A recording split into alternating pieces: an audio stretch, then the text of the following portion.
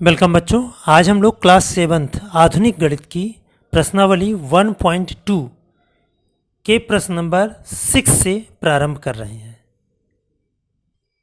देखिए बच्चों, प्रश्न नंबर 6 कह रहा इन परिमेय संख्याओं को अवरोही क्रम में व्यवस्थित करिए।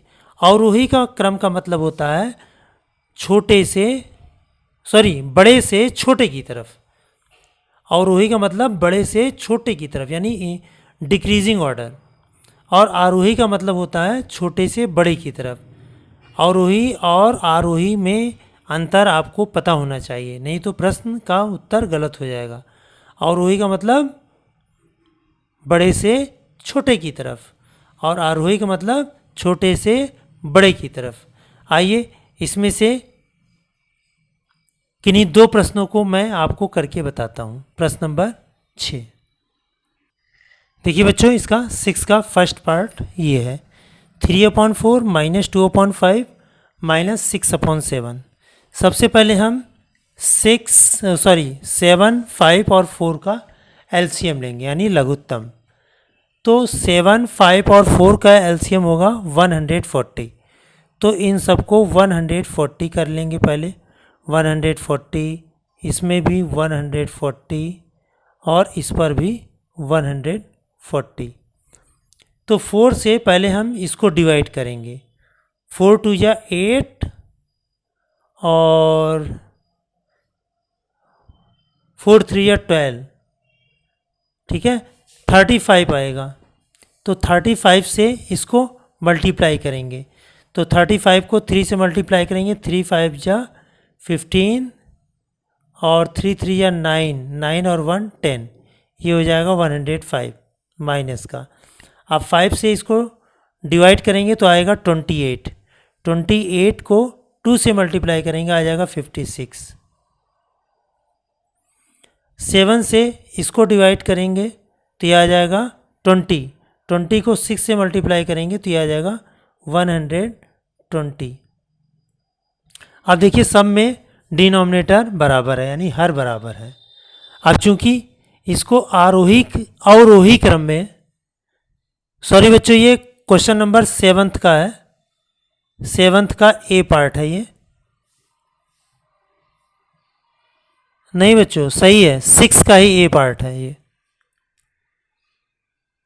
क्वेश्चन देखने में कंफ्यूजन हो गया। अब देखिए बच्चों, ये 6 का ए पार्ट ही है। अवरोही क्रम लिखना है तो यहाँ पर अवरोही क्रम लिखेंगे। अवरोही क्रम, अवरोही का मतलब पहले सबसे बड़ा, फिर उससे छोटा, फिर सबसे छोटा। अब देखिए बच्चों, इसमें सबसे बड़ा कौन सा है, ये होगा 105/140। लेकिन हमें इन संख्याओं को लिखना है तो सबसे बड़ी संख्या ये संख्या हो गई, तो 3/4। इसके बाद इससे छोटी कौन सी संख्या होगी, ये होगी -120/140। तो इसके रिलेटेड भिन्न जो हो गई -6/7, तो -6/7। और इससे देखिए बच्चों, यहाँ पर इससे बड़ी संख्या ये होगी, क्योंकि माइनस में छोटी संख्या बड़ी होती है और बड़ी संख्या छोटी होती है। तो पहले हम इसको लिखेंगे -56/140। तो इस स्थान पर 6/7 ना लिख के -2/5 आना चाहिए। आइए इसको सुधार लेते हैं। देखिए बच्चों, हमने -2/5 यहाँ पर लिख कर दिया। अब इसके बाद ये संख्या आई और लास्ट में इससे छोटी होगी, इससे छोटी ये होगी, क्योंकि माइनस में बड़ी संख्या छोटी होती है, सबसे छोटी ये होगी। तो इससे रिलेटेड भिन्न हो गई -6/7। तो इस प्रकार से आपका यह प्रश्न समाप्त होता है। आइए इसका मैं डी पार्ट करके देखते हैं। देखिए बच्चों, इस प्रकार से हमारा डी पार्ट दिया हुआ है -4/9, 3/12, -5/12 और 7/-18। सबसे पहले इसमें से माइनस को हम ऊपर शिफ्ट करेंगे तो ये आ जाएगा -4/9, 3/12, -5/12 और -7/18। अब हम 9, 12, 12 और 18 इसका हम लासापा निकालेंगे, यानी लघुत्तम समापवर्तक। आइए लघुत्तम समापवर्तक निकाल लेते हैं, यहाँ साइड में कर लेते हैं। जितने भी संख्याओं का हम लघुत्तम निकालते हैं उनमें से कम 2 संख्याएं हमारी कटनी जरूरी हैं। अगर 2 संख्या से ज़्यादा संख्या कट जाएं तो अच्छी बात है, और अगर नहीं तो कम से कम 2 संख्या ज़रूर कटें। तो अब देखिए बच्चों, यहाँ पर 2 से कट जाएगा, 9 ऐसे ही आ जाएगा, 2 6 या 12, 2 6 या 12 और 2 9 या 18। फिर ये 2 से कट जाएगा, 9, 2 3 या 6, 2 3 या 6 और 9।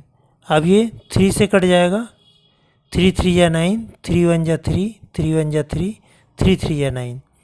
अब ये फिर 3 से कट जाएगा, 3 1 या 3, 1 1 1। अब देखिए बच्चों, ये एलसीएम आ गया हमारा, 2 2 या 4, 4 9 जा 36। ये हमारा 36 इसका एलसीएम हो गया। अब सबको हम 36 बनाएंगे, ये भी 36 हो जाएगा, ये भी 36 हो जाएगा, ये भी 36 हो जाएगा, और इसको भी 36 हमने कर दिया। 9 का पढ़ा 36 में पढ़ा, 9 4 जा 36 और 4 से इसमें मल्टीप्लाई किया, 4 4 जा 16, यहाँ आया 16। और 12 3 जा 36 और 3 3 जा 9, 12 3 जा 36, 3 5 जा 15 और 18 2 जा 36, 2 7 जा 14। अब इसको अवरोही क्रम में लिखना है, अवरोही क्रम, यानी सबसे पहले सबसे बड़ा। अब देखिए बच्चों, इसमें सबसे बड़ा कौन सा है? सबसे बड़ा 9/36 है। तो 9/36 किससे आया? 3/12 से। तो यहाँ पर 3/12 लिखेंगे। अब इसके बाद इससे इन तीनों में देखो कौन सा बड़ा है। तो बड़े में सबसे छोटी संख्या सबसे बड़ी होती है, तो ये हो जाएगा -14/36। ये आया -7/18 से, लेकिन क्वेश्चन में 7/-18 है, तो 7/-18 लिखेंगे। इसके बाद माइनस में छोटी संख्या बड़ी होती है, तो इसके बाद ये आएगा -15/36। तो इससे रिलेटेड हो गया -5/12 और -16/36 यानी -4/9। इस प्रकार से आपका ये पार्ट भी कंप्लीट हुआ। इसी प्रकार से क्वेश्चन नंबर 7 है। तो 7 में कह रहा है कि आरोही क्रम लिखो। इसको आरोही क्रम में लिखना है। आइए आरोही क्रम भी लिखना सीखते हैं। 7 का मैं डी पार्ट उठाता हूँ। देखिए बच्चों, इस प्रकार से 7 का डी पार्ट है 8/9, -6/7, -7/8 और -5/6। पहले 9, 7, 8, 6 इसका हम एलसीएम लेंगे। एलसीएम ले लो। एलसीएम करने का वही तरीका कि कम से कम 2 नंबर हमारे कटने चाहिए। 8, 6 इसको 2 से डिवाइड कर दो, 9 ऐसे ही आ जाएगा, 7 भी ऐसे ही आ जाएगा, 2 4 जा 8, 2 3 जा 6। अब 2 से नहीं कटेगा, 3 से कटेगा, 3 3 जा 9, 7 4, 3 1 जा 3। अब कोई नंबर नहीं कटेगा, तो एलसीएम क्या आ जाएगा? देखिए 2 3, 2 × 3, 3 7 4, 3 7 4। अब इसको हमें मल्टीप्लाई करना है। देखिए बच्चों, 3 2 3 6, 6 3 18, 18 यहाँ लिख दो, और 7 4 या 28, 7 चौक 28। 18 से कर लो, 18 5 90, 18 छक्के 108, 18 7 126, 18 8 144, 14 कैरी, 18 1 जा 18, 18 और 14, 8 और 4 12 और 324। इसका एलसीएम आ गया। तो इसको भी हम 324 करेंगे, इसको भी 324, 324 फिर कॉमा 324, फिर कॉमा 324। अब 9 से 324 को डिवाइड करेंगे तो 56 टाइम जाएगा। तो 56 को 8 से मल्टीप्लाई करेंगे, 8 6 जा 48, क्योंकि 56 है, 56 को ध्यान रखना है। 56 को 8 से मल्टीप्लाई किया तो 8 6 जा 48 और 8 5 जा 44। यहाँ पर साइड में आप कर भी सकते हैं 56 को, अगर हम 8 से मल्टीप्लाई करके देखना चाहें तो 56 को हम 8 से मल्टीप्लाई करके देख भी सकते हैं। देखिए 8 छंग 48, 8 पंची 40 और 40 4 44। ये देखिए 448 आया।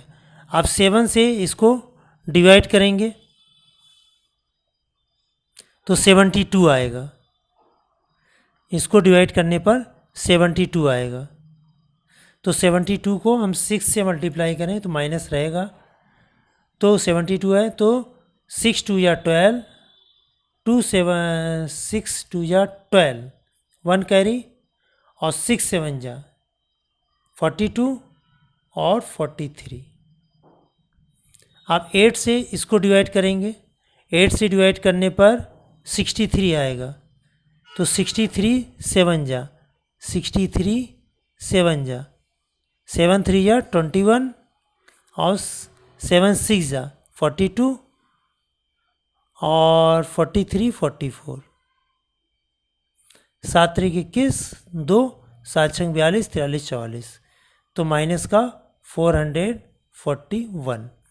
अब 6 से डिवाइड करेंगे 324 को, 84 आएगा। 84 आएगा 6 से डिवाइड करने पर। 6 से डिवाइड करने पर 84, 6 5 या 30 नहीं, 6 से डिवाइड करेंगे 56 आएगा। 56 आएगा बच्चों।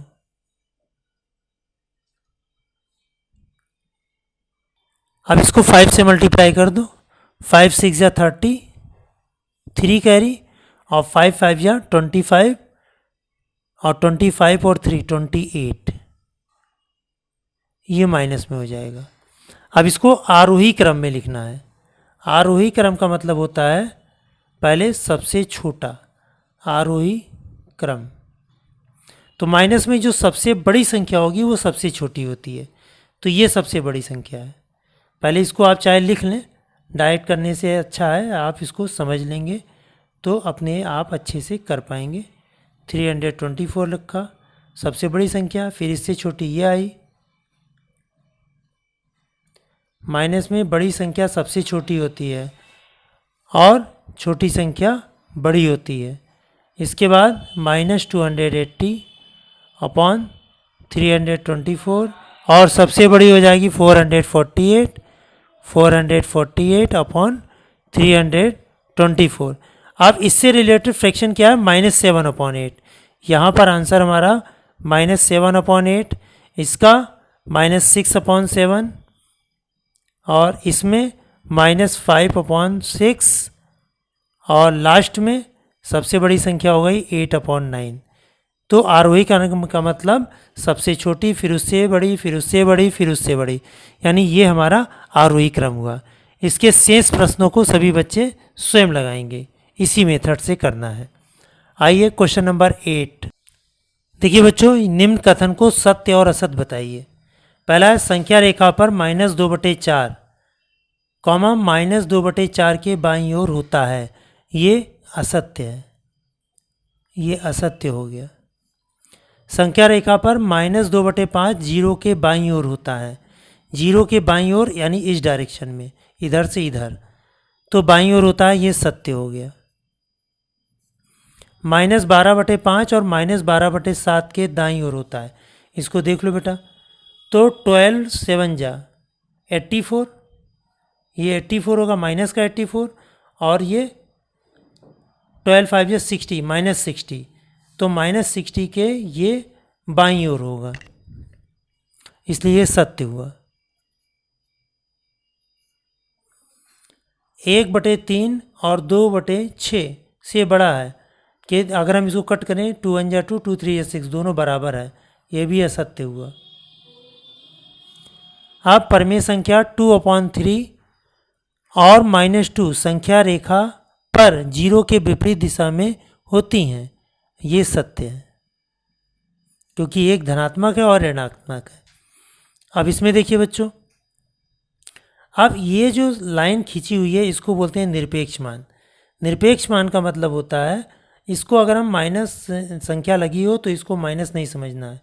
ये हमेशा इस पूरे की वैल्यू हो गई 3/2, इस पूरे की वैल्यू हो गई 6/5।